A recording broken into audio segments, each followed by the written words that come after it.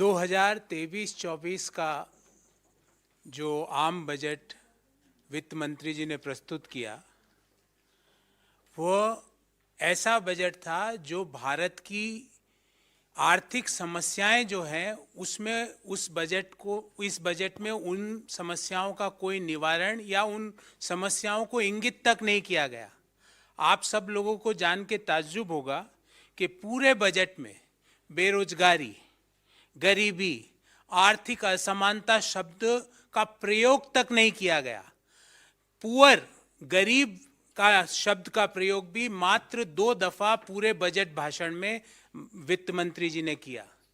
इससे ये समझ में आ जाता है कि ये आम बजट किसके लिए बनाया गया था और इसका फोकस कौन था। सबसे पहले हम कुछ नंबर्स की बात करेंगे। 2021-22 में देश की जीडीपी 232,14,703 करोड़ वित्त मंत्री जी ने बताई थी और ये भी बताया कि नॉमिनल ग्रोथ 11.1% रहने की उम्मीद है। उसके अनुसार 22-23 की जीडीपी 258 लाख करोड़ रुपया होनी चाहिए थी, पर 2021-22 की जीडीपी को फिर रिवाइज किया गया।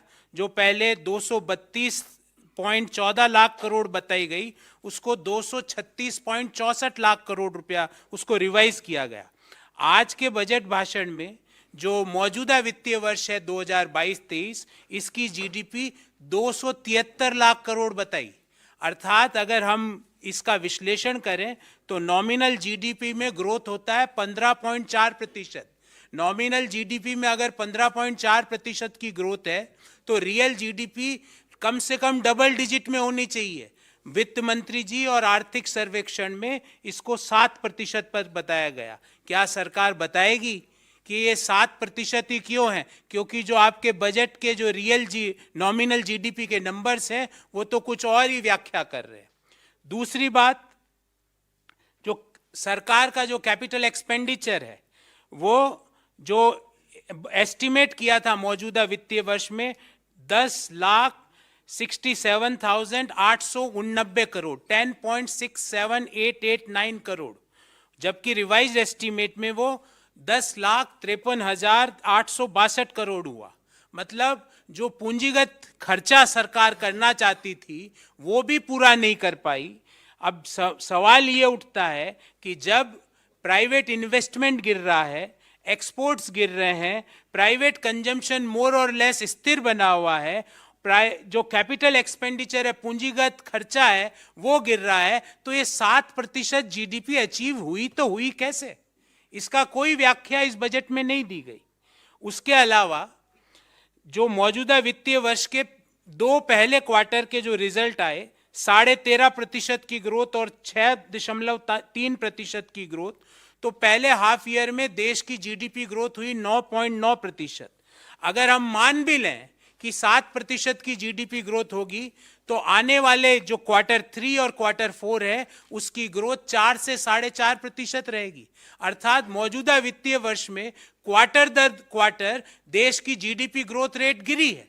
मौजूदा वित्तीय वर्ष के पहले क्वार्टर में 13.5%, दूसरे क्वार्टर में 6.3%, तीसरे क्वार्टर में 4 से 4.5% के बीच और चौथे में भी यही। तो देश क्वार्टर दर क्वार्टर मौजूदा वित्तीय वर्ष में जीडीपी ग्रोथ गिरी है। यह भी बड़ी ताज्जुब की बात है कि देश की सरकार देश की प्रमुख स्कीम्स में जितना खर्चा करने का सोचती है उतना खर्च भी नहीं कर पाती है। कुछ उदाहरण आपके सामने रखता हूं। कृषि पर सोचा था सरकार ने कि 83,521 करोड़ रुपए खर्च करेगी, जबकि इसको रिवाइज कर दिया गया 76,279 करोड़। पीएम किसान पर 68,000 करोड़ रुपया खर्च करने का बजटरी एस्टीमेट था, जबकि वास्तविक खर्च हुआ 60,000 करोड़। एजुकेशन पर, शिक्षा, 1,04,278 करोड़ रुपए खर्च करने का बजटरी एस्टीमेट था, खर्च किया मात्र 99,881 करोड़।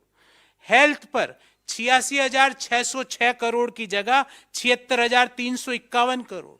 सामाजिक वेलफेयर पे 51,780 की जगह 46,502 करोड़। शहरी विकास पर 76,549 करोड़ की जगह 74,546 crore. Development for the SC community पे 8,710 करोड़ खर्च करने का सोचा था और खर्च किया मात्र 7,722 करोड़। शेड्यूल ट्राइब्स के विकास पर सोचा था 4,111 करोड़ रुपए खर्च करेगी सरकार, खर्च किया मात्र 3,874। माइनॉरिटीज के डेवलपमेंट पे बजटरी एलोकेशन किया गया था 1,810 और खर्च किया मात्र 530 करोड़ रुपया। और जो वल्नरेबल ग्रुप्स है उन सोचा 1931 करोड़ रुपया खर्च करने का बजटरी एस्टीमेट था, इसको रिवाइज करके कर दिया 1821 करोड़। और आप सब लोगों को जान के ताज्जुब होगा कि राज्यों को जो केंद्र सरकार की ओर से जो डिवोल्यूशन के जो पैसा मिलता है उसमें 3,34,339 करोड़ रुपया देने का उनको ट्रांसफर का बजटरी एस्टीमेट था और दिया मात्र 2,70,936 करोड़। अर्थात ये 64,000 करोड़ रुपया राज्यों का जो हक था उनको नहीं मिला। अब करों की बात करते हैं।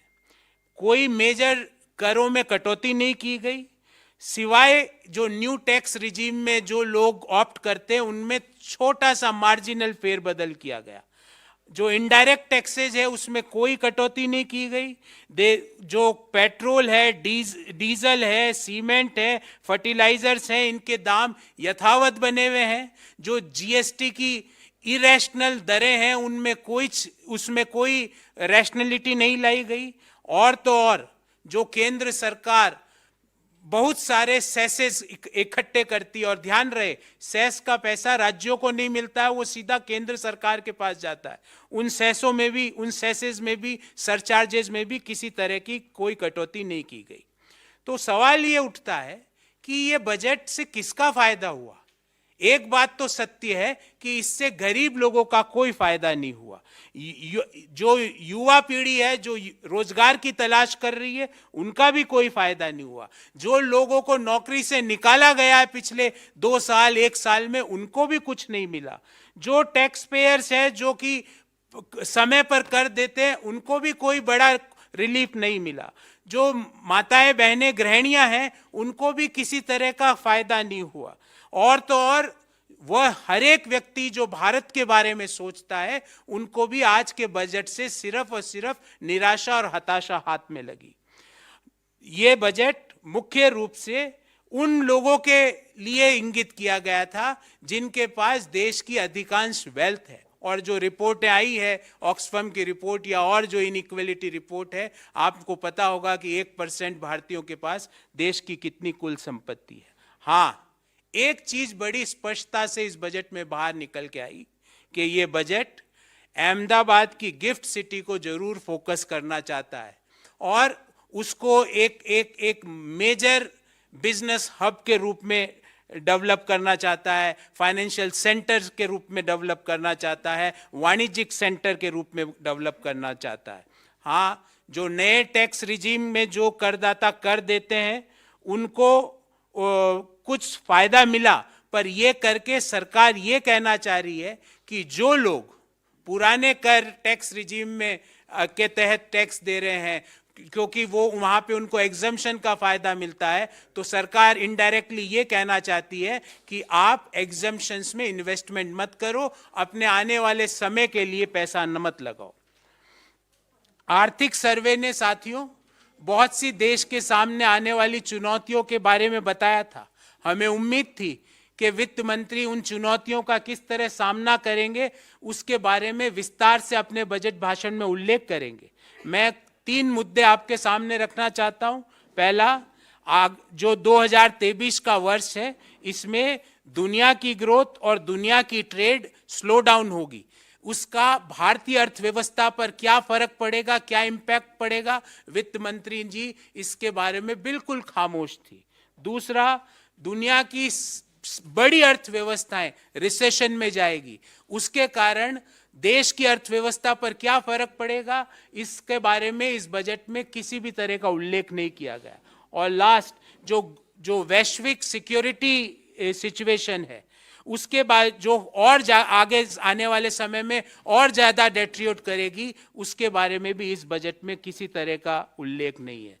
हमारा सवाल है कि जो चुनौतियां देश के सामने हैं, अगर ये सही साबित हो जाती है तो इन चुनौतियों से निपटने की सरकार की क्या तैयारी है, सरकार इनका किस तरह सामना करेगी? क्या फिर से इन चुनौतियों के पीछे छुप के हमारे को कहेगी कि भाई बेरोजगारी इसलिए है क्योंकि ये वैश्विक चुनौतियां हमारे सामने, और जो देश के लोग भारी बेरोजगारी और भयंकर महंगाई से त्रस्त है, उससे निदान दिलाने के लिए सरकार की क्या रणनीति है, क्या नीति है, वो भी हम सवाल करना चाहते हैं।